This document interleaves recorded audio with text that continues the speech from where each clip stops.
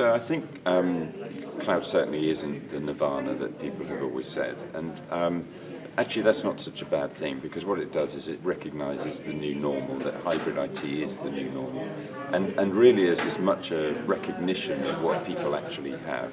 So organisations aren't necessarily divesting from their traditional IT environments. They're still running a number of those things in a traditional secure environment, either for a hosted or in a data center managed by a third party, or indeed themselves.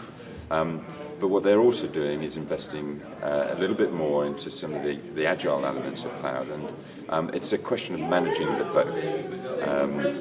Hybrid IT, I think, is the reality. Cloud was really what was presented as the nirvana, but when it comes down to it, that's not really the reality that people have. Well, it's quite interesting, because now the hype around cloud itself, just as in its own right, is dying away a little bit. We're seeing that more and more people are actually adopting cloud environments. And I think that's, dipping the toe in with things like test and development, or relatively non-mission critical activities or workloads that they have.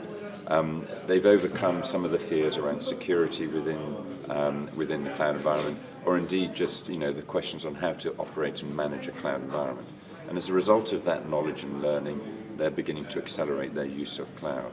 But the same can be said actually with managed services. So as we move into a world where the complexities of a much more complex IT environment, with cloud on the one hand and traditional IT on the other, and maybe a bit of shadow IT going on as well, organizations are now beginning to look to outsourcers to go ahead and manage that base infrastructure.